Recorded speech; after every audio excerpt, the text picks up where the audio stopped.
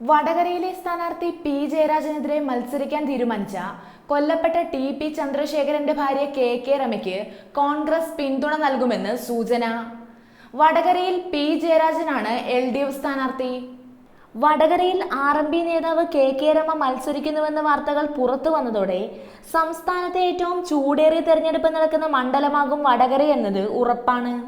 CPM എന്ന മുഖ്യ ശത്രുവിനെതിരെയുള്ള പോരാട്ടമാണ് പ്രധാനമെന്ന് RMP നേതാക്കൾ വ്യക്തമാക്കി കഴിഞ്ഞു. പി ജയരാജനെ ഏതു വിധേനയും തോൽപ്പിക്കണമെന്ന നിലപാടാണ് RMP നേതൃത്വം സ്വീകരിച്ചിരിക്കുന്നത്. ഇതിനായാണ് പാർട്ടി നേതൃത്വം കെ രമയെ തന്നെ രംഗത്തിറക്കിയിരിക്കുന്നതെന്നാണ് വാർത്തകൾ.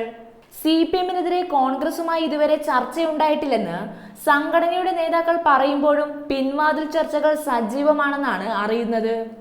എന്നാൽ ലോക്സഭാ തെരഞ്ഞെടുപ്പിലും നിയമസഭാ തെരഞ്ഞെടുപ്പിലും കെ രമ മത്സരിക്കുകയാണെങ്കിൽ കോൺഗ്രസ് പിന്തുണ പ്രഖ്യാപിക്കുമെന്ന് അറിയിച്ചിരുന്നതുമാണ്.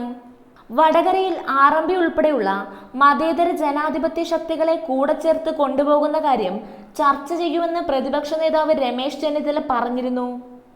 പി ജയരാജനെതിരെ മത്സരിക്കുന്ന കെ രമയ്ക്ക് UDF പിന്തുണ കൊടുക്കുമോ എന്ന മാധ്യമപ്രവർത്തകരുടെ ചോദ്യത്തിന് മറുപടിയായാണ് ചെന്നിത്തല ഇക്കാര്യം പറഞ്ഞത്.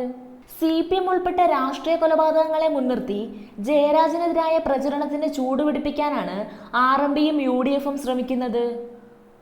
CPMന്റെ രാഷ്ട്രീയ കൊലപാതകങ്ങൾക്കിരയായ ഷുക്കൂർ ഷുഹൈബ്, ശരത് ലാൽ കൃപേഷ് എന്നിവരുടെ ബന്ധുക്കളെ വടകരയിലും മറ്റു മണ്ഡലങ്ങളിലും എത്തിച്ച് CPMനെതിരെയുള്ള പ്രചരണം ശക്തമാക്കാനാണ് എതിർ പാർട്ടികളുടെ നീക്കമെന്നാണ് വിവരങ്ങൾ.